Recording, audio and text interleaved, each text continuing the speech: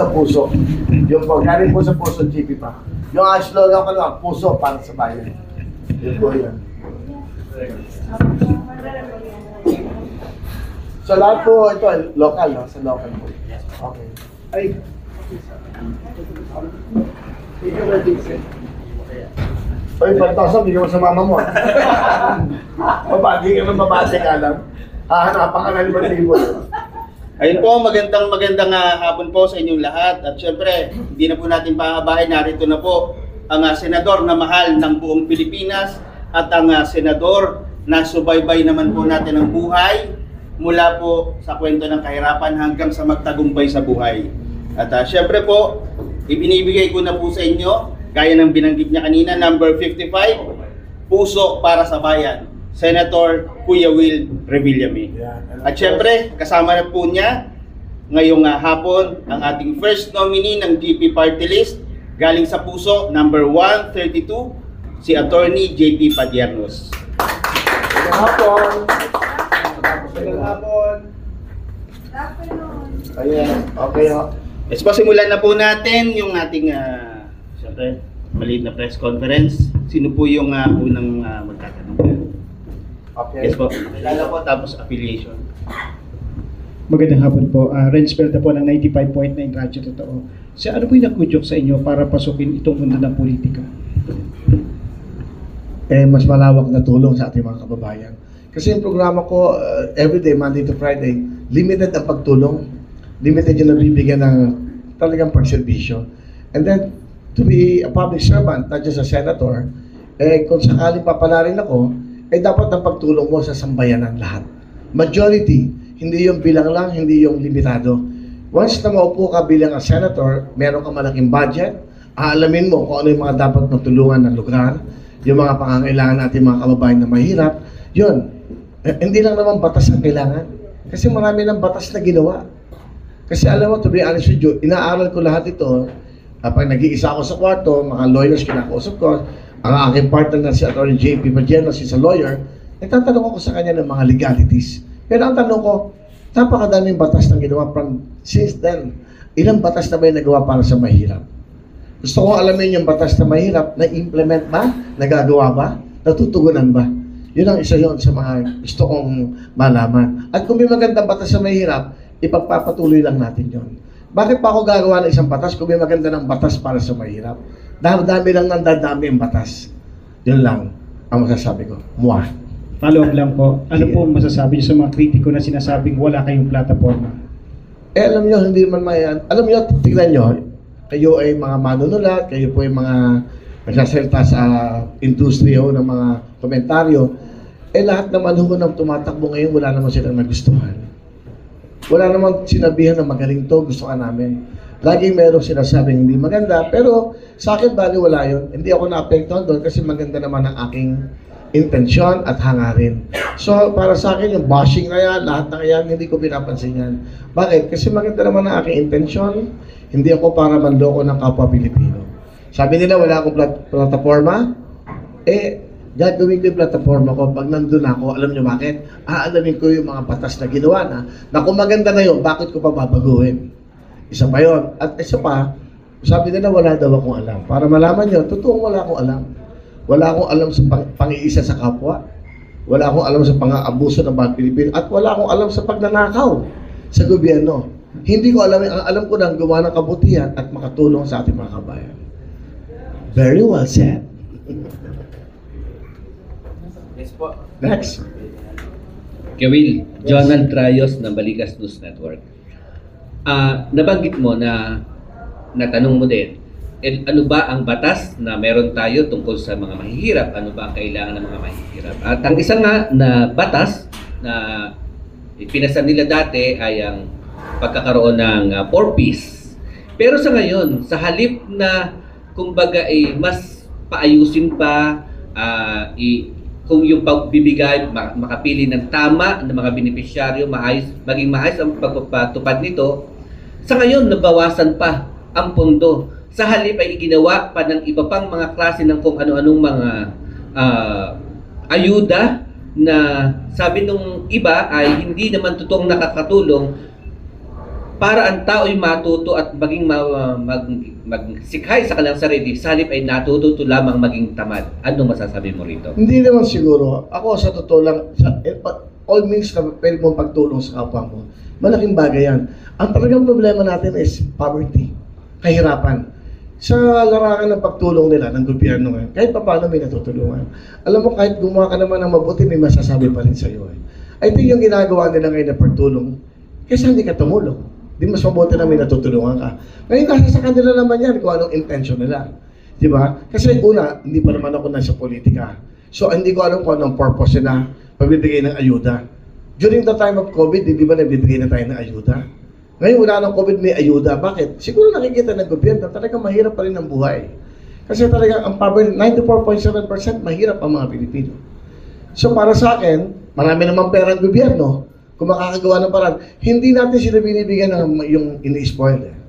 Kasi hindi naman lagi yan eh. Ang alam ko, is it once a year lang ba yan?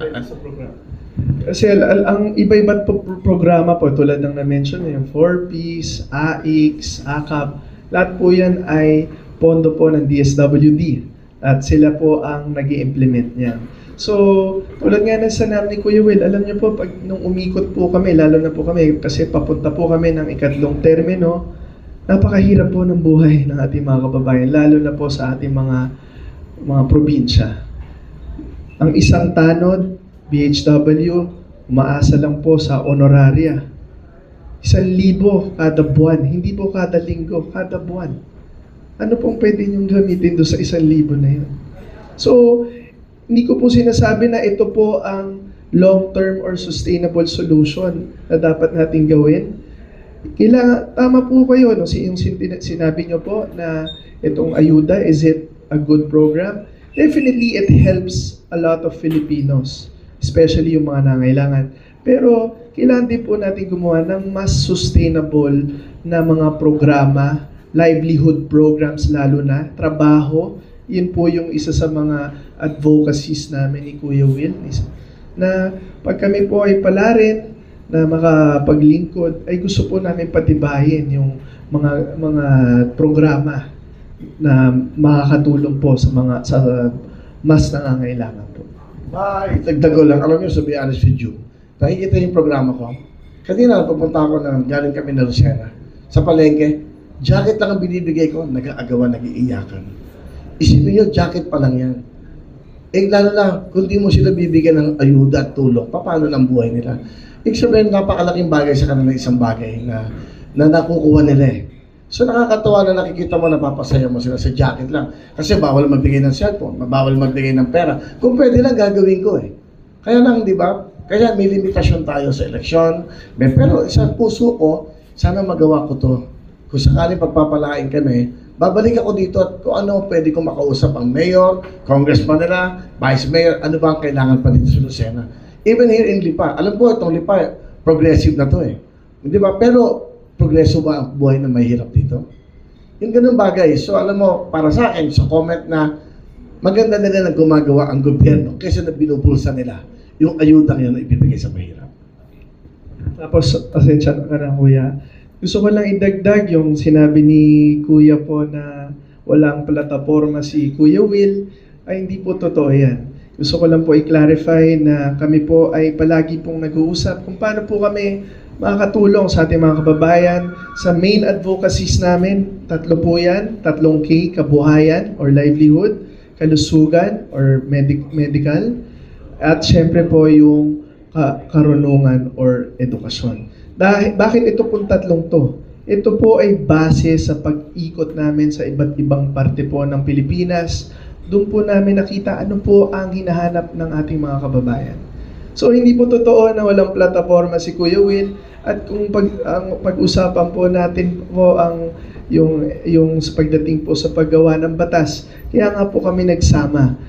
Tingin ko po sa aking experience bilang isang abogado, na 7 taon na po kong nagpa-practice, ay tingin ko po malaki po ang aming pwedeng magawa ng mga batas. Dahil alam niyo naman po, ang batas hindi lang po one way yan sa Kongreso or one way sa Senado. Kailangan po may parallel na batas or bill na ipapasa kaming dalawa bago dumating po kay Presidente. So yun po ang aming, kaya po kami nagsama, para magtulungan po kami na yung malaki po namin pangarap na mas makatulong sa mas nakakarami. Yung tungkol sa sinasabi mo, wala akong plataforma. In fact, in-interview ko dyan dyan sa TV5 yan. May plataforma, in-splice lang nila. Ang ipinakita nila, yung sinabi wala akong plataforma. Kaya yan ang sinasabi ko. In-splice sila, na-clickbait sila, kasi yung time na yun yung nag-file ako ng COC.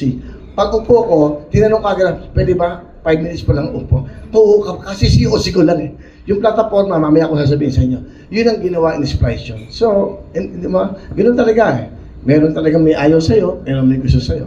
Okay? Sige. Hindi naman ngayon lang narinig yung pagtakbo nyo. Kasi noon pang 2022, akala nila tatakbo ka na noon. At mas marami kang followers noon na parang nadismaya na hindi ka tumuloy. Ngayon, sa pag-ikot-ikot nyo at talaga tumatakbo ka na, ano yung nakikita mo na sa suporta ng masa o ng mga tao na naniniwala sa iyo sa palagay mo ang tsansa na makapasok sa Magic? I think ang kailangan is hope, pag-asa nila. Pag nakakakita sila ng taong tumutulong at talagang sincero, nagkakaroon sila ng pag-asa sa buhay. In fact, nung nag-ikot ako ng Cebu, Aklan, Iloilo, sa Davao, ang lahat ng hiningi sa akin ng mga bata, cellphone, pang-research ko, pang-school ko. So nakikita mo na kagad kung anong problema ng edukasyon. So ano yun? So dapat puntahan natin yung mga eskwelahan na walang wifi. I think yun ang importante. Kasi itong kinabukasan ng ating bansa, ng bayan, yung mga kinabukasan ng mga batang ito. So nakikita mo, nadidinig mo. Ang importante, magkaroon sila ng hope. Magkaroon sila ng pag-asa. At ito nga yun ang bibigay natin sa kanila. Saka itong hope na to, hindi lang hope. Ibibigay natin na maging totoo yung kanilang mga inaasahan sa inyo. Sige. Okay? May atay ka ba ba? Okay na?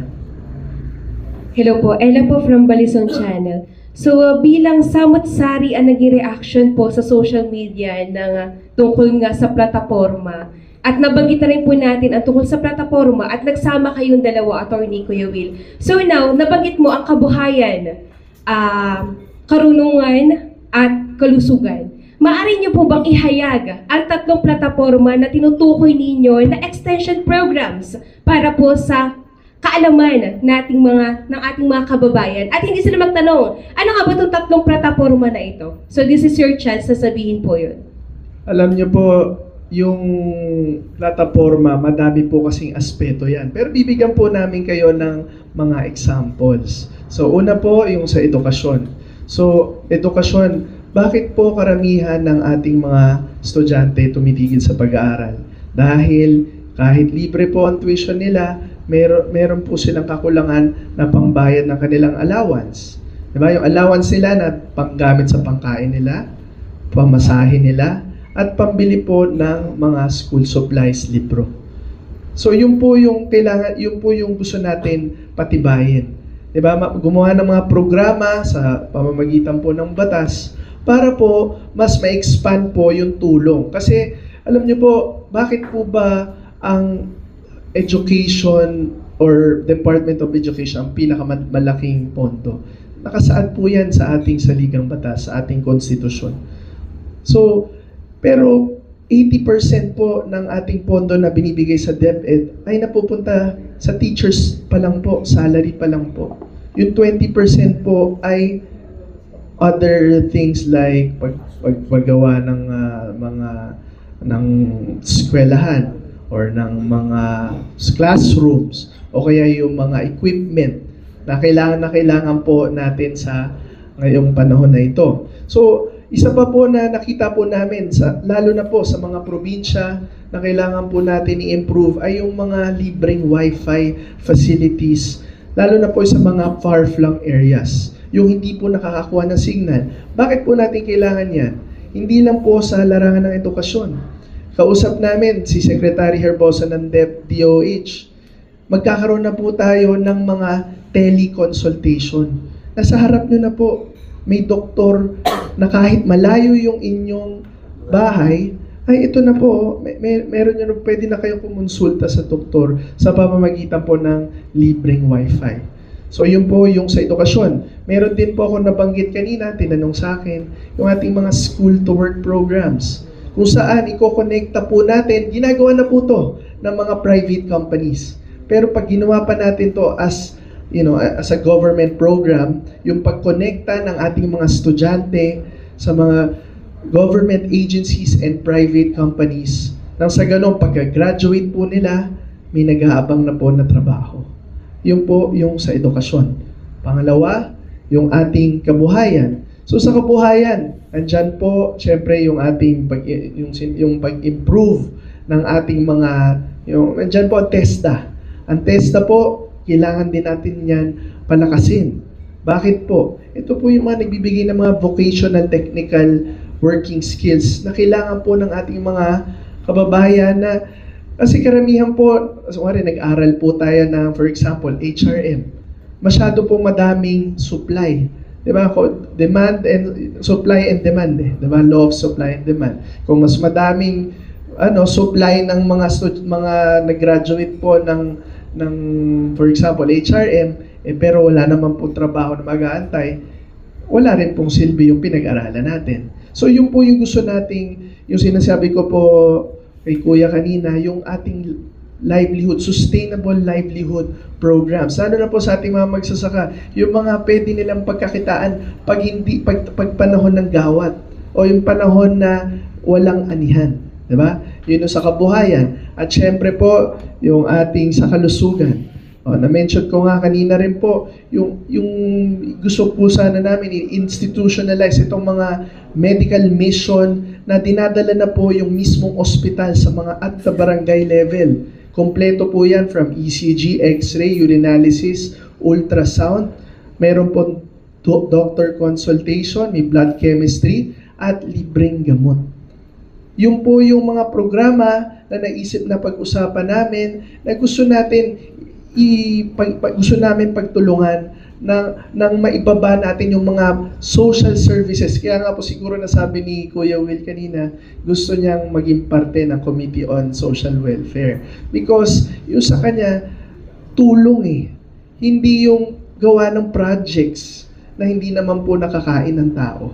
Diba? Hindi nagbibigay ng sustansya or ng kahit ano. Diba? Ang kailangan po natin, of course, I'm not saying dapat di tayo mag-build. Kailangan din po natin yan for our economy.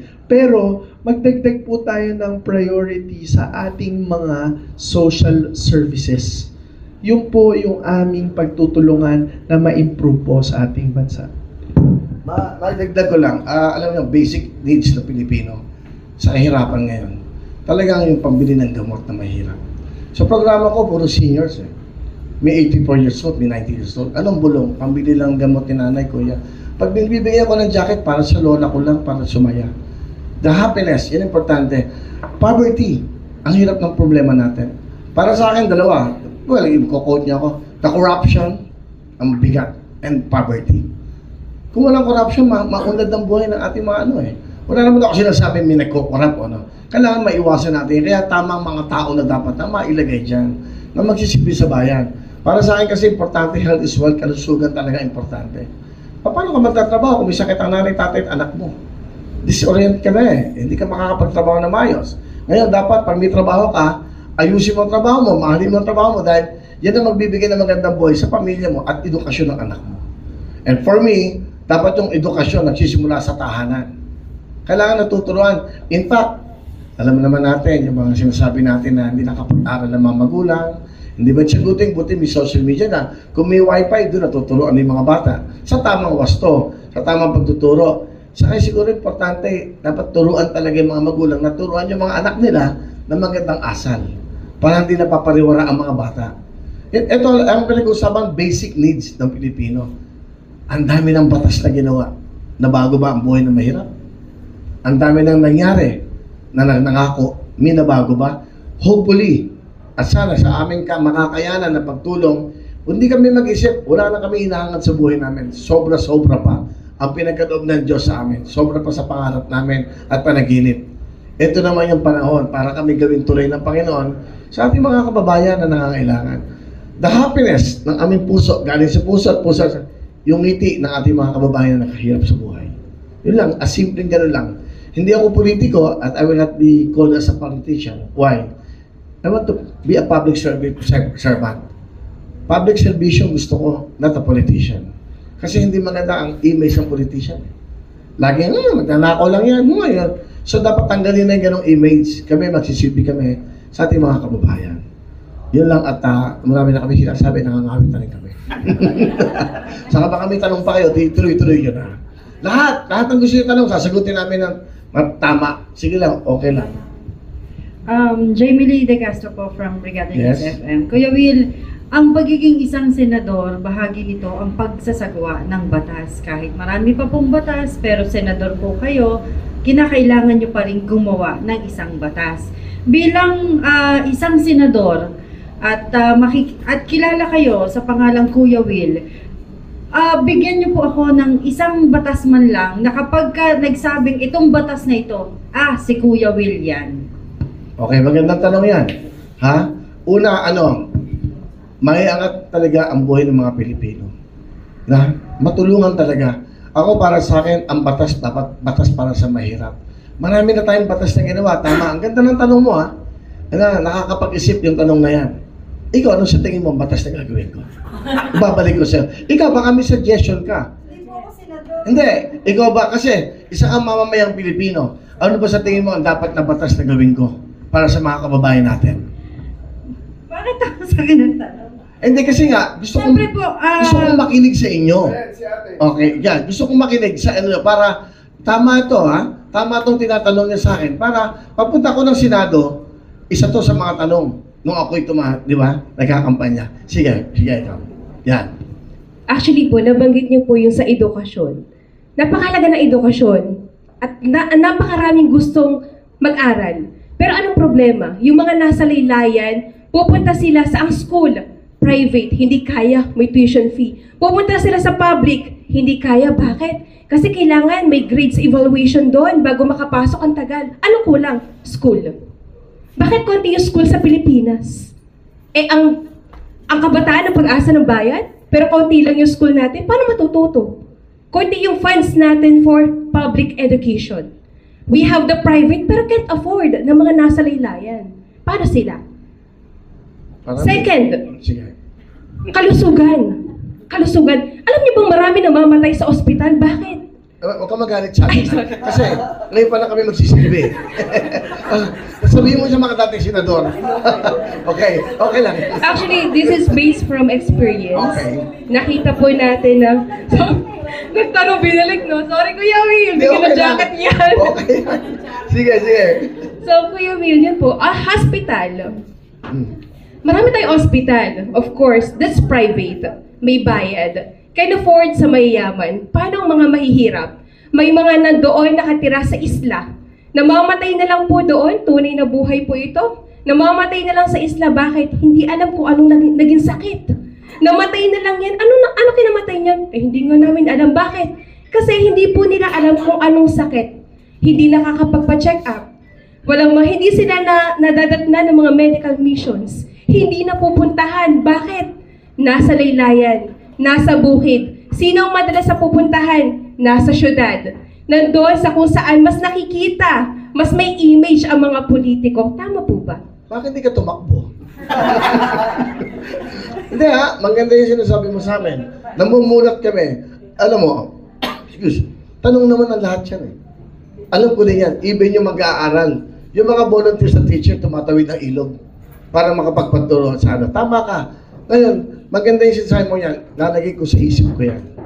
Dahil ipupuso ko yan. Hindi, totoo. Katulad, anong pangalan mo, if you don't mind? Ella po, Ella. Ella.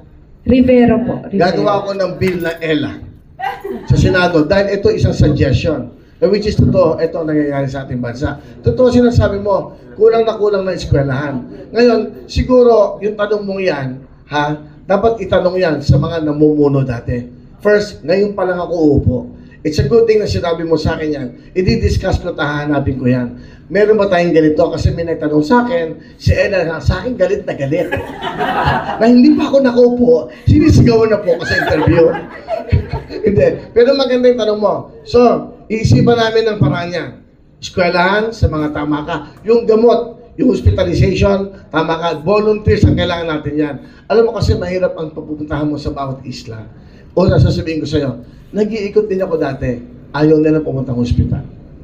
Hindi mo rin pwedeng pilitin. Minsan binubuhat ng patay na. Totoo, bakit binuhat? Ayaw magpa-hospital. Kasi daw, gusto na yan, mamatay na lang siya dito. May mga ganong ugali ang mga Pilipino.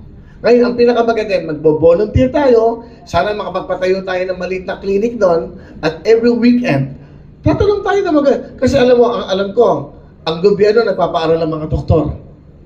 And then may commitment sila na 4 na taon magtrabaho muna dito.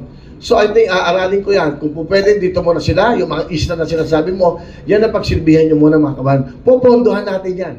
Kung nandyan ako, sabihin ko yan, maganda suggestion, Ella, walang biro Seriously natutuwa ako sa tanong mo yan. Saka si tita kanina. Kung ano yung maganda pang batas na gagawin. Basta dapat batas para umunlad ang mga kababayan natin. Batas na may hirap. Kasi napakamarami ng batas na ginawa eh. Ang tanong ko, nagagawa ba yung batas na yan?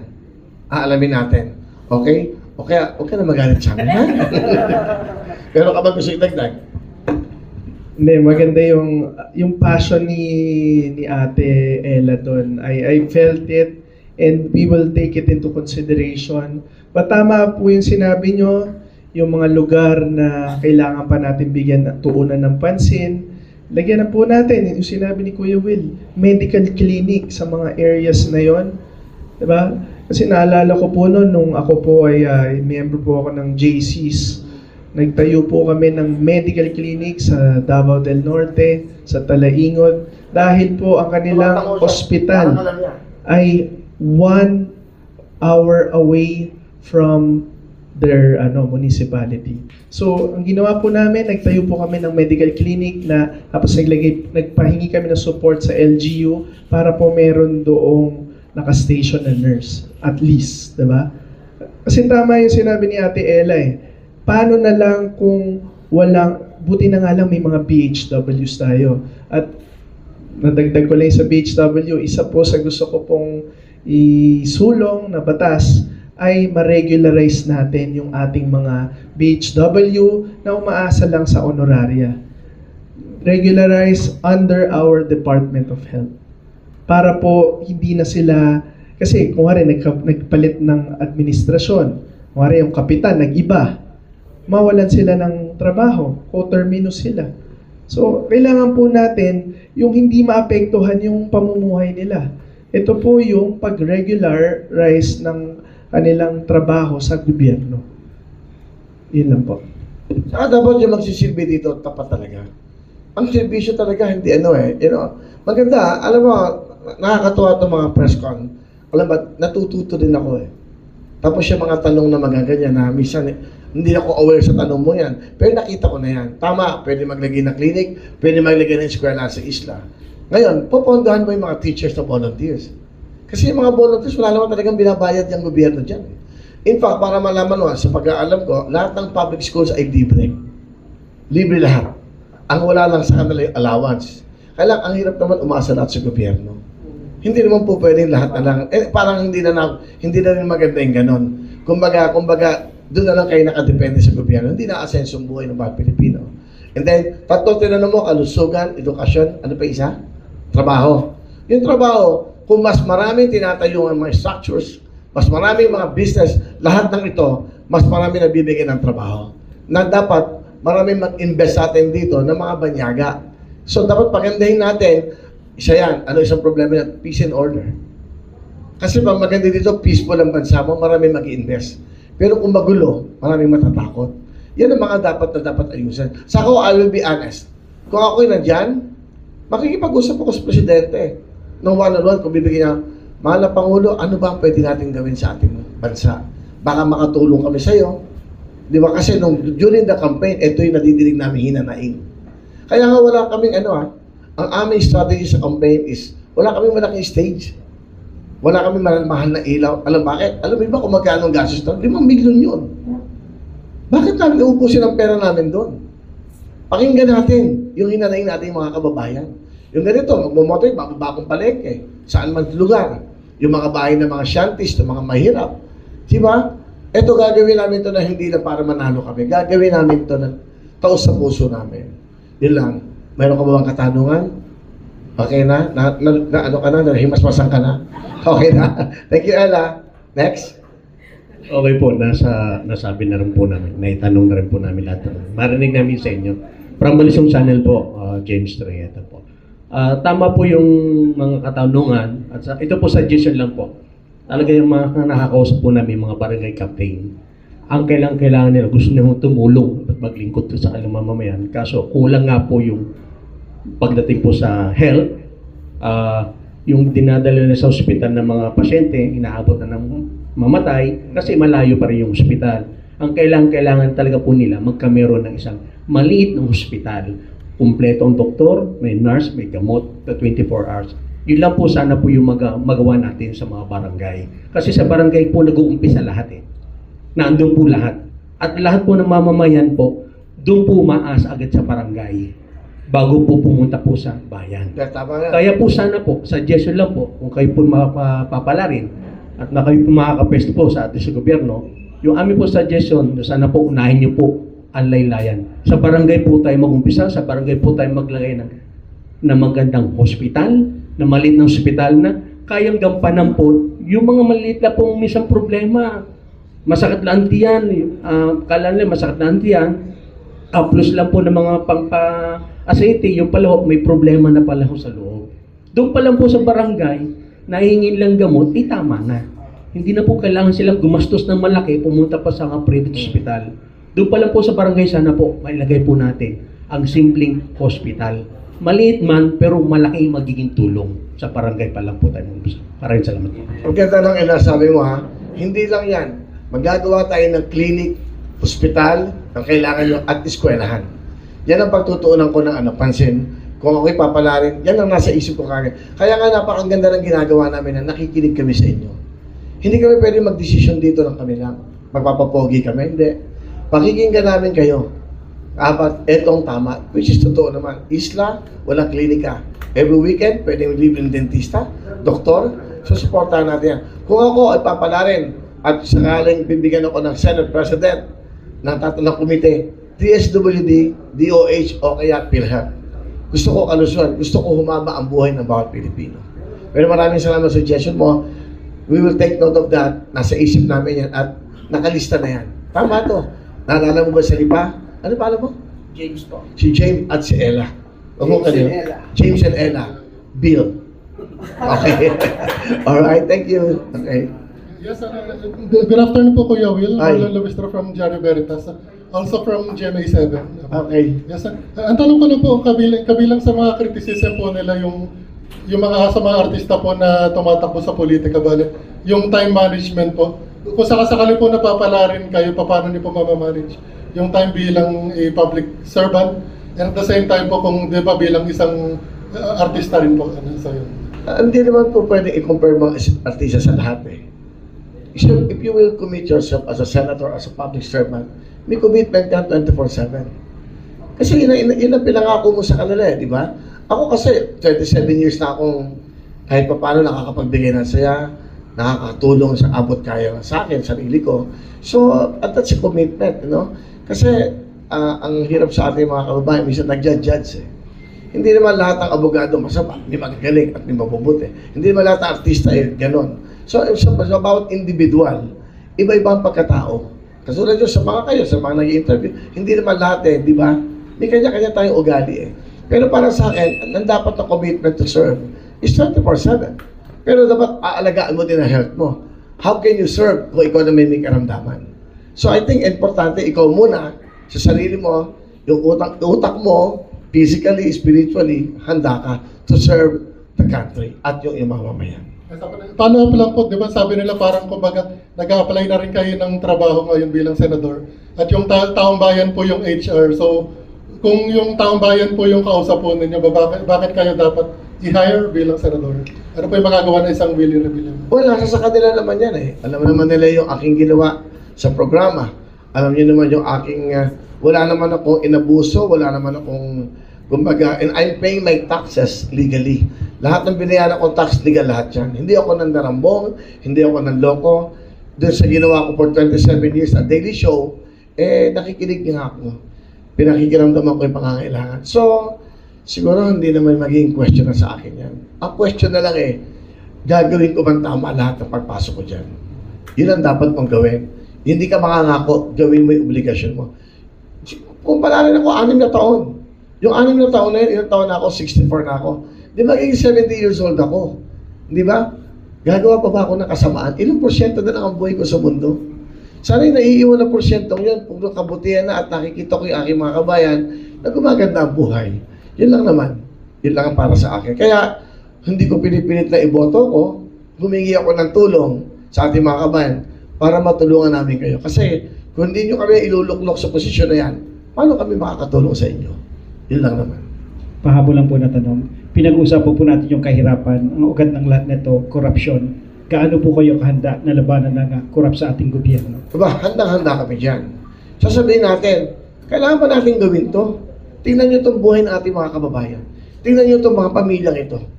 Dapat kinukonsensya mo yung kumukurap. Ngayon, kung sakaling wala sa konsensya, gagawa ka ng paraan. Diba, dapat, kaya kami batas So, ano dapat mong gawin? Kasuhan mo to. Labanan mo to kahit na sino yan. Kung nakikita mo kawawa na yung mga kababayan natin. Ay, dapat may paninindigan ka, prinsipyo ka pag pumasok ka dito. Yun ako, kilala niyo naman ako sa industriya. Kilala niyo naman, nagagalit ako sa TV. Binabash niyo ako, bakit? Dinidisiplina ko May mali. Di ba? Hindi ko pababayaan. Alam niyo naman yung pinagdaanan ko sa programa. Marami na rin nagbuwis ng buhay sa mga programa ko. So, dapat ingatan mo yan. So, ako, para sa akin, yung corruption, nasa sa tao yan. Kung wala kang konsensya, kung hindi ka na iaawa sa kababayan mo, darating naman ang panahon, ikaw naman na maging accountable dyan. Kaya hahabulin ka Diba? Pero sa aming buhay, sa pinagdadaanan namin, wala na kami gusto pa. Wala na kami hinahangad pa. Isa na lang hinahangad namin na makagawa ng kabutihan sa ating mga kababayan. Magandang hapon, Kuya Will, si Ogie Fabian ng Spirit FM po sa Batangas. Sinabi nyo kanina, alam din naman natin na talagang napakarami na ng batas. Pag kayo po ay naupo, ano po yung nakikita nyong batas na lalagyan ninyo ng ngipin? Well, una sa lahat, ayoko yung mga massacre. Ayoko yung pag binirape ang bata. Talagang gusto ko magdusa yan. Yung magdudusa yung sino gumagawa niyan. Yung death penalty, kasi pag wala na, hindi na magsasakripisyo yan. Gusto ko lifetime imprisonment. Pagdusahan niya yung ginawa niya. At habang nabubuhay siya, yung pamilya niyo talagang pinagdadasal siya na pagdusahan niya. Ang isa sa bill niya, this is another sa pagtulong. So sabi mo, ngipin, ito yun. Ayoko na may nakakawawang pamilya. Mga batang nire-rape na walang kamuang-muang. Hindi ka ba naaawa? Ang sarap mabuhay. Dapat alagaan mo ang bawat buhay ng Pilipino. Pamilya mo. Saka ayoko yung binibenta yung mga nanay, yung mga anak nila. Alam niyo naman yan, sa news.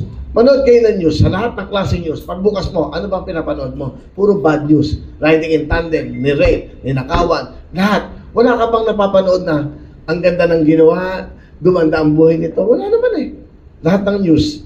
So, parang napakaganda na dapat may kamay na bakal ka rin. Para sa akin, lahat ng ito ay mabigat So, dapat dito meron ka rin mga kasama senador na may paninindigan at mga kasama mo. Kasi hindi naman po pwedeng puro tulong lang At gumawa ka din ng paraan para, di ba? May takot din yung mga kababayan na gumagawa ng kasamaan. Di ba? Saan ganda ng bigote nyo? Ganda, nakakakiliti yan. Meron ba pong gustong magtanong? Mukhang gutom na sila Sige po, last question po. Alam, Mami. Ngayong hapon po. Nabanggit po nyo kanina, ang edad nyo, 64 na pala kayo. Matanda ako kay sa inyo. Dahil ako 77 na po. Wow. Oo, 77 na po ako. Nanay, 18 ka lang. Oo. Salamat po. Napaka Opo. Strong Ganda. Opo. At ang tanong ko lang kasi kami kinalaman ako sa pagiging senior citizen. Napakarami pong nagiging pangako. Dahil po sabi, programa ko every morning, ay may nagtatanong, kailan ba yung sinasabi nilang universal na bagay na yan, no? So, hindi ako makasagot dahil sabi niya, puro pangako, puro pangako. Galit na po sa mga senador na nangangako po niyan. Kayo po ba, ano po ngayon pong maaari pong ipangako? Hindi yan po pala pangako. Wala akong gagawin pangako. So, ano po ang inyo pong maaari po? Ano ho ba ang complaint para dyan? Ano ba ang gusto nyo? Ang sabi po nila ay, yun daw pong, nung una po, ang sabi, ay yung 80 years old po ay makatanggap na rin po ng 10,000. Okay. Tapos ngayon, yun daw ay nung pahong Enero. Eh ngayon po ay last year pa po yun, no? Tapos yung ngayon ay another year na po, wala pa rin po nangyari, wala pong malinaw usapan. Katakot-takot na po ang mga pag-uusap sa bagay na yan. Kaya ako hindi rin makasagot dahil siyempre naiya na rin ako dahil sabi niya, tumanda ka na rin dyan sa radyo, wala ka pa rin masabi. Okay. Ganito po yan ay. Alam niyo yung problema yan, talagang mabigat yan. Kasi meron tayong kongreso at may senado tayo. I-discuss po ng mabuti yan. Kasi dadaan ho talaga yan sa batas. So alam niyo, ang pinaka-importante sa akin, sa mga seniors, dapat yung lahat ng 60 years old, libre ng maintenance yan. Opo. Sa lahat ng barangay, libre dapat po yan. Hindi ko na muna isipin yung 10,000 sa 80 years old. Dapat pangalagaan kagad kayo. Mas maganda, mas mahabang buhay nyo. Ang importante yung maalagaan ang inyong kalusugan, mabigyan kayo ng libreng maintenance, gamot, at siyempre yung operasyon na libre. Ito, may dadagdag sa inyo yan. Mas maganda ho, ma-experience sa inyo yan. Ayun, sige po. Alam nyo, nanay, yung kumbaga, yung sinasabi po yung mga tinanong po sa inyong programa, it's a matter of implementation na po yan. So, it's beyond the scope of Congress, pero pwede po nating tanungin kung bakit dun sa mga ahensya na concerned, bakit hindi nila ini-implement ng tama yung batas. Pero sa part po ng Kongreso, yung mga batas po, pag nag-80 kayo, 90, 100, yan po, pag batas na po, ano na po yan? Kumbaga, papasa na po yan sa executive branch. Malapit-lapit na po. Hindi, sila po ang makakaalam niyan. Hindi po implementation issue na po yan eh. Na nasa executive branch na po, whichever government agency concerned, yun dapat po mag-implement po niyan. Pero pwede po namin i-question bilang parte po ng Kongreso as part of our oversight committee kung bakit hindi nila ini-implement ng tama yung batas. Maraming salamat po. Idagdag ko lang po ha, kasi may mga nakausap ako senior citizen. Bakit daw po, posible daw po kayang gawin na gawing batas, bagaman may batas na pwedeng amyendahan, na pagsapit ng senior, dapat meron ng biyayang natatanggap ang mga senior citizen, hindi na hintay yung mag-80, mag-90 at mag-100 years old, na pinag-aawayan lang naman ng mga anak yung natatanggap na biyaya. Pakiulit po. Ano po ulit yung tanong nyo?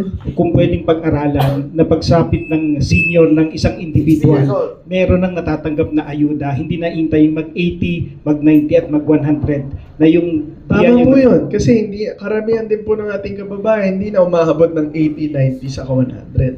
So, dapat po nating tulungan. Pero again, ito pong mga issue na ganito po, kami ni Kuya Will, kung pwede lang, kung kakayanin ng ating national budget, bakit di natin bigyan yung mga qualified senior citizens natin ng maintenance medicine?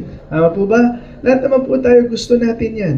Kaya lang po, syempre po, kailangan natin aralin kung meron po tayong enough or sufficient budget to fulfill that. Pero kami po, susuporta po kami dyan kung kami po ay tinatanong nyo po. Actually, maganda yung tanong nyo. Napag-isip-isip ko nga, no? Pero alam nyo, hindi lang naman yan ang problema senior citizen ng bansa natin. Marami ho tayong pinopondohan, nakikita nyo naman. I think ang pinaka-importante rito mga tamang tao ang iboto nyo. Yung may manasakit talaga sa mga Pilipino. Yung ba talagang gustong gumawa ng paraan na makatulong. 60 years old, kaya nga sabi ko, dapat libre ng maintenance. Libre ng gamot, libre ng operasyon. Pero isipin nyo kung gaano karaming senior citizen, kung bibigyan ng gobyerno yan. Pero medyo mabigat ho yan. Mabigat na pondo yan. Isipin nyo, hindi ganun kalaki ang dami na nating utang. Baka lumala pa ng lumala ang utang natin kung gagawin natin. Siguro I think step by step gagawa ng paraan. Pero pinaka-importante nito, maintenance muna ang libre. Kasi mabigat ang gastos ng gamot at operasyon.